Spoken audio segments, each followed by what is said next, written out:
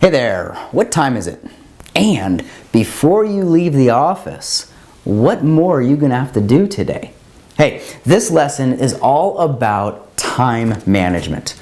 And before I go too far, I want to give you a number to kind of plant in the back of your mind as we go through this next video. So remember, each one of the Mastering Workplace videos, this goes 5 minutes, give you a little executive summary, give you everything that I've got, all you're going to need to go complete this assignment. Then if you have time, stay tuned, I'm going to dive in a little bit deeper, give you a couple more ideas, some stories from my own experience of how this lesson really comes in and affects us at work and at life. So this one's all about time management. Here's the number that I want you to plant and kind of curate this as we go through this lesson.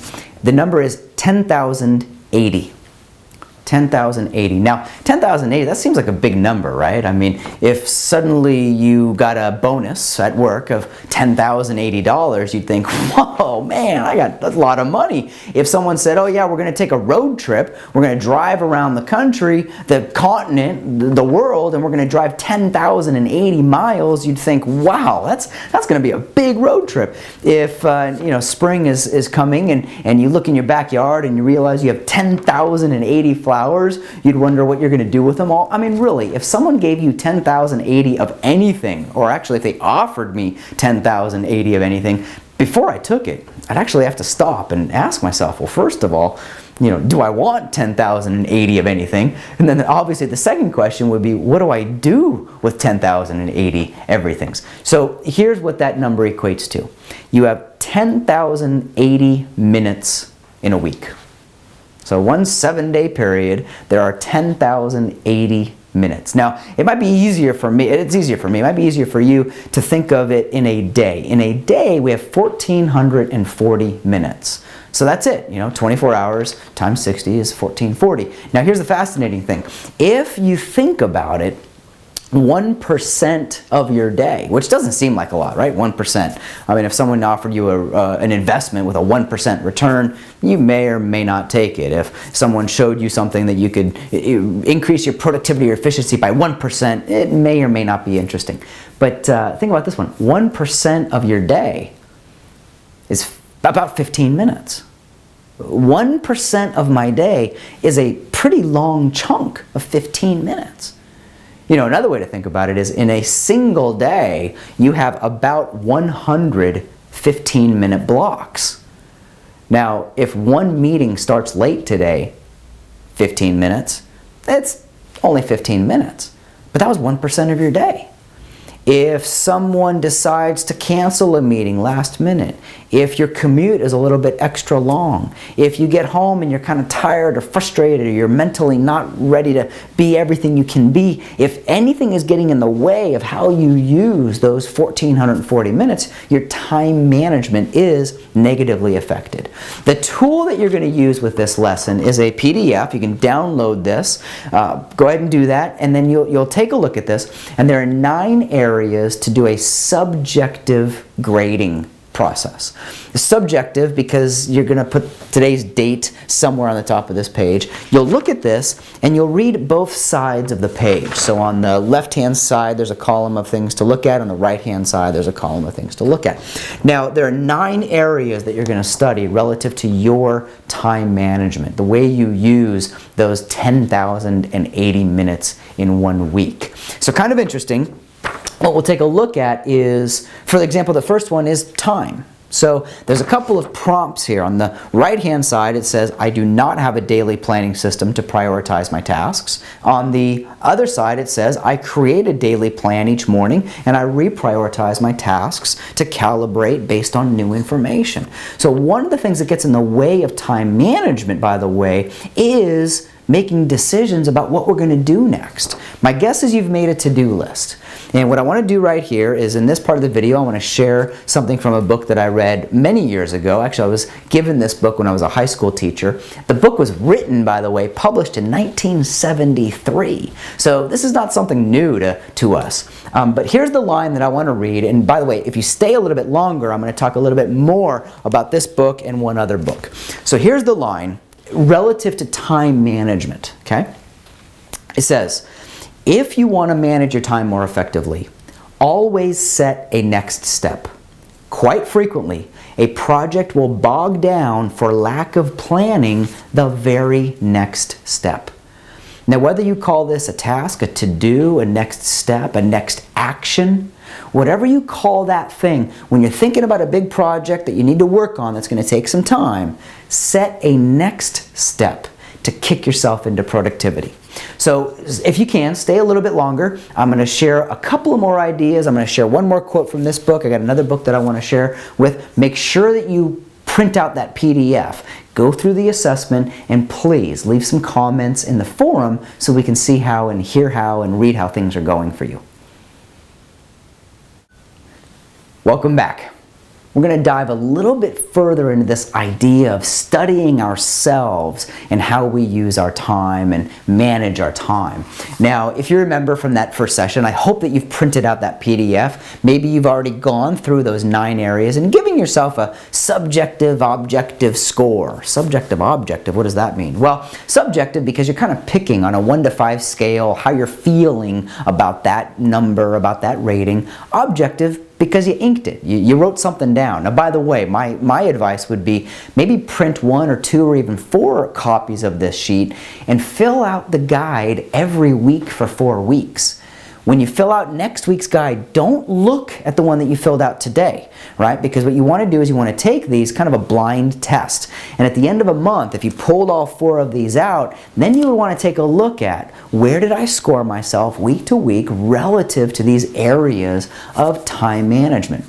I promised I would share another quote from the book that I've got here, published in 1973. So again, this is something that we've been trying to figure out probably a lot longer than that for any of you who have gone into and studied time management. Here's something you can do to really facilitate getting the most out of those 1,440 minutes. And I'm just going to read straight from the book, so there's no interpretation on my side, it's all interpretation on your side. If you use your to-do list as a guide when deciding what to work on next, then you need the long-term projects represented too, so you don't forget them at decision time. Now for me, this actually has been the reason I created 2 lists. And I remember when I was a high school teacher way back in the 1990s, I actually had a notebook and I had dueling sides of the notebook. From the front of the notebook towards the back, single line items of all of my tasks, my to-dos. And from the back of the workbook to the front, nothing else in between. I didn't take notes in this workbook. This was just my planning guide. From the back of the workbook to the front, I actually listed out the objectives that I was holding myself accountable and responsible for that time period. Now, you remember, this was quite a while ago, so it was before we had the online list managers and Outlook as robust as it is. I remember in 1998, I actually got a Palm Pilot before they got sued by Pilot Pen. Anyway, I got a Palm Pilot and I started morphing those lists into that handheld unit, and that was kind of an interesting spin on how I could get more from my time by not having to look everywhere and have all of those things in one place. One more book that I want to draw your attention to. This is written by a friend of mine, Pete Savage, along with his partners Ed Gendy and Stephen Slaunwhite. If you at all work for yourself, by yourself, if you work for somebody else, I would actually recommend you take a look at this book, even if you work inside of a large organization, a large corporation. There are 12 secrets to a great income and an enviable lifestyle. But essentially, there are 12 secrets that we need to know about working productively. And there's a section in here on how we can employ high-level, engaging prospecting.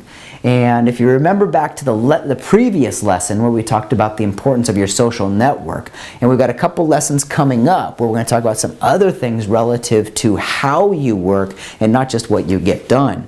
But what I circled here on the page, you can actually see I drew a big circle here, is as I was starting to think about what is it that really makes the difference when it comes to managing my time, my energy, my focus, the systems and tools that help me get more of my things done.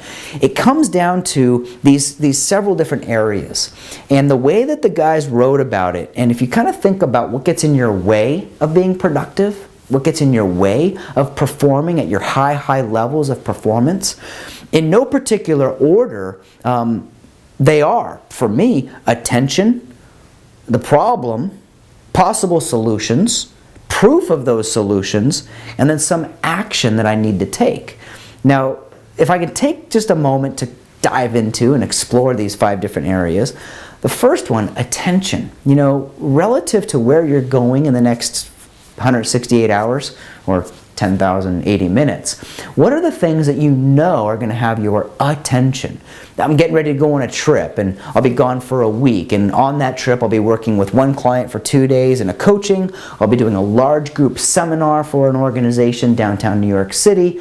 The next day I have 6 meetings planned. I plan meetings every 2.5 hours when I'm in New York City, and that way it gives me time to have the meeting and time to get to the next one. And the following day I have a couple more meetings, but it's really going to be a kind of a play day, an exploration day of the city. There's a museum that I know I want to go to. There's a bookstore that I always stop by, a local bookstore when I'm in the city. But if I take a look at that first one of those 5, attention. What is going to have my attention? What do I need to put my attention on? And what am I not going to pay attention to? So if you were in my office right now, you'd look and you'd see over on the side over here on this other desk, I've actually got in a line the few things that absolutely must get my attention before I leave my office. I'm not going to be here for a week, so those are the only ones that need to get done. I've put other things that need my attention into a different area. Now the second thing that we take a look at is the problem. Right? What is the problem? What is the time management problem? Because the further you identify that, the more clear I am on what the issues are, well then I can start to experiment. I can explore these different, as the guys talk about, solutions. I wouldn't want to try and solve something until I've really well clarified, well defined the problem. Occasionally I'll have someone call and they'll say something like, you know, Jason, we heard about the work you do. What's the solution you provide? What is the learning solution that you've come together and brought together for us? And what I have to do, and this is probably one of the reasons that we're a small company doing bespoke work for around the world, is we have to first identify the problem. What's getting in the way of people's productivity and performance? Now, if someone says, you know, Jason, one of the things that gets in our way is we are working in an environment that's very distractible. There's a lot of interruptions going on. Well, fantastic. Now that I know that the interruptions are impeding people's workflow, now I can experiment with some solutions. The fourth area was proof. Proof. Is it worth it? All right? Do I continue doing that?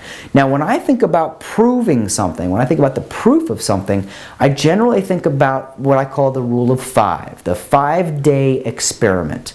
And there's a website for this called 5dayexperiment.com that you can visit where I explore this and I give some examples.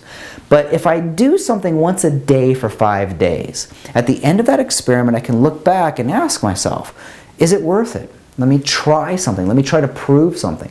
By the way, it doesn't need to be 5 days, because if I try something 5 weeks, once a week, I can get some information. I can do an assessment. 5 months, once a month, maybe the 20th day of each month, you step back and look at part of your organizational system. I do have a couple of 5-year experiments. One of them I just completed year 13 on, where there's a book that I was given 12 years ago, 13 years ago. There's a book that I was given from a mentor of mine who said, Jason, you probably need to read this book. There's some good ideas there. I read the book, and as soon as I ended the reading of that, I realized I need to read this again. So I put it in my tickler file. I held it for 12 months, and it came back. And I've been reading that same book every year for the past 13 years. I just read it for the 13th time. If you want to know the title, email me and I'll send you that along with a little bit of a write-up that I've done on that particular book.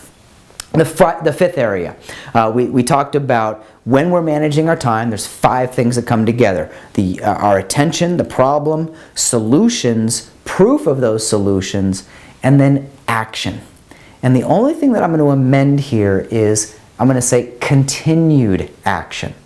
Once I identify something that works for me, I'm going to work it. How long are you going to work it for? I'm going to work it until it stops working.